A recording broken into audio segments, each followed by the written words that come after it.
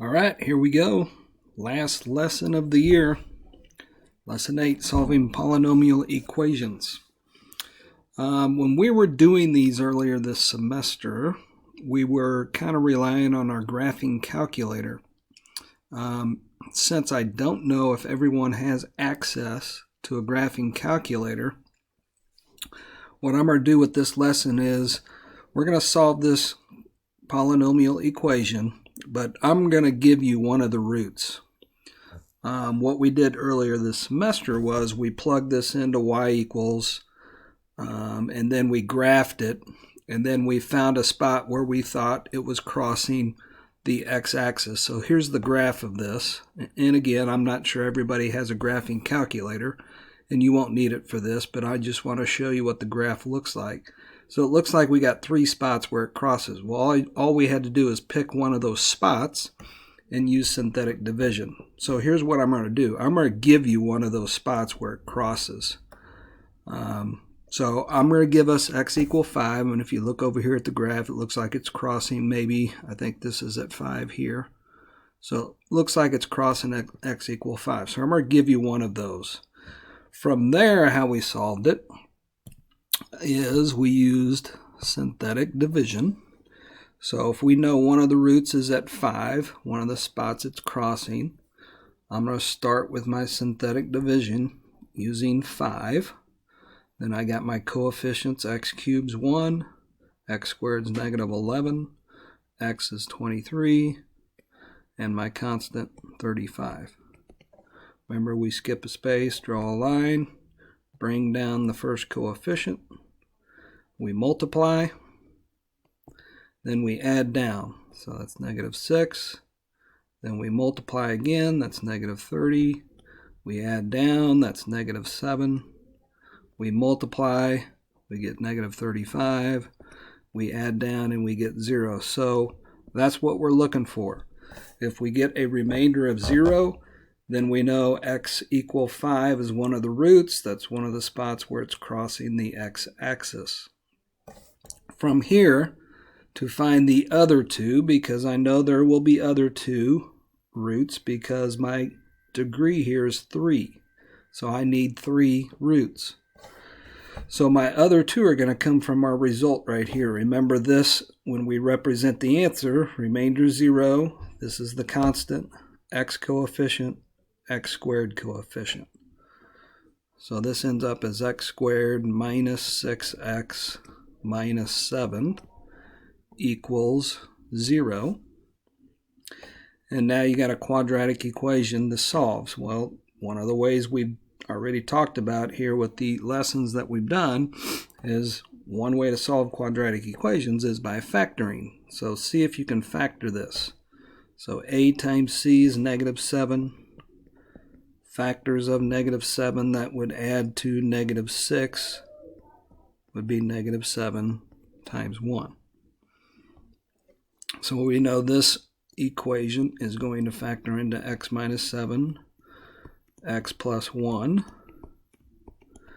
And we don't have to use the box method here. You can if you want to, but we don't have to because my coefficient of x squared was 1. We can go right to the factored form. From here, if I've got a product equal to 0, now we're going to use our 0 product property. Take each factor, set it equal to 0. Take this factor here, set it equal to 0. And solve for x in both cases. Here you got to add 7. X equals 7. Here you got to add, subtract 1. X equal negative 1. So we've got our other 2 roots. So remember in the directions here, I want the roots and the factored form. Okay, you already got part of the factored form when we factored this quadratic. So as far as factored form is concerned,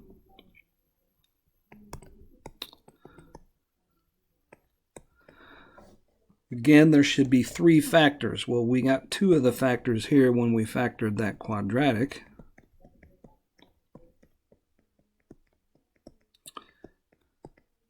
And then the third factor comes from that original root that I gave you, x equal 5. Well, if x equal 5, the factor of x equal 5 would be x minus 5. Remember, the roots and the factors are always opposite signs. Positive 7, x minus 7. Negative 1, x plus 1. Positive 5, x equal 5. So there's our factored form. Roots, those are x equal 5, the one I gave you. And then the other two we found by factoring the quadratic that was left when we used synthetic division.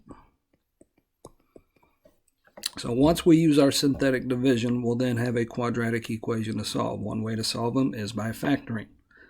Okay, now you can't always factor quadratics. So let's look at an example where that works out. Example 2. Again, when we did these, we'd plug it into y equals, graph it, find a spot where it's crossing, but I'm just going to give you that root. Okay, so always start with this one that I'm going to give you. So I'm going to start with synthetic with x equal negative 5, coefficient 1, negative 3, negative 41, negative 5. Let's see if we get a remainder of 0.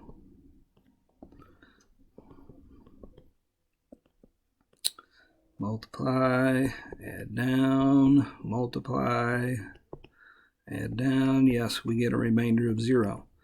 So we know it crosses at negative 5, and I just put the graph right over here just so you can see it does cross at negative 5. Okay, so now take this, that's x squared, minus 8x, minus 1. Set it equal to 0. If we try to factor this, a times c, factors of negative 1, that would add to negative 8. Well, those are the only factors of negative 1 right there. So there are no factors of negative 1 that add to negative 8, which means we can't factor it. So another way to solve was a previous lesson, that's quadratic formula. So another way to solve this, use quadratic formula. X equals opposite of b, plus and minus, square root of b squared, minus 4 times a is 1, times c is negative 1, and all of that was over 2 times a. From here, let's simplify this. So let's do inside our radical first. So negative 8 squared. Now, previous lessons, I was seeing people when they squared the negative, they were getting a negative answer. Whenever you square a negative, you always get a positive. Negative times a negative is a positive. So this is positive 64. And then minus 4 times 1 times negative 1, well, that's going to end up as plus. Negative times negative is a positive. All of that would be positive 4. All over 2 times 1 is 2. Add those two together, we'll get 64.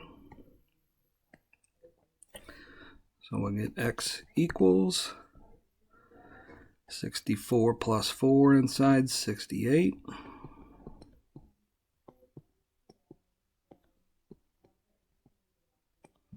And then we see if we can simplify the radical, which we can. There is a perfect square that goes into 68, which is 4. 4 times 17 would give us our 68. Square root of 4 is 2. Radical 17. So there's how square root of 68 simplifies. So we've got x equals 8 plus and minus 2 radical 17 all over 2. And the last thing we always checked was that quadratic triangle right here. Do all three of those share a common factor? If they do, we can continue to simplify, which they do. It's 2. So divide all three of these by 2. So 8 divided by 2, 4.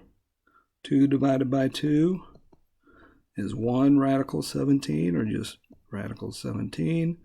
And then 2 divided by 2 is 1. Well, if that bottom one's 1, there's no reason to write it over 1. There's our other 2 roots represented right there. So again, we got our factored form.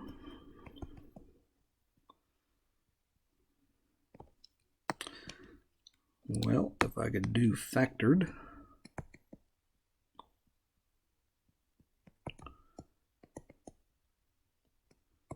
Okay, so remember x equal -5 was one of my roots, which means the factor of that would be x plus 5. And then down here with the x squared minus 8x minus 1, since we could not factor that any further, that expression is part of our factored form. So there's your factored form. Roots. We've got the original one that I gave you, and then the other 2 simplified using quadratic formula would be 4 plus and minus square root of 17. All right, last lesson.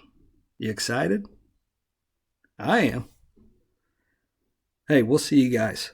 Have a great summer, and stop by my room sometime next year and say hi. See ya.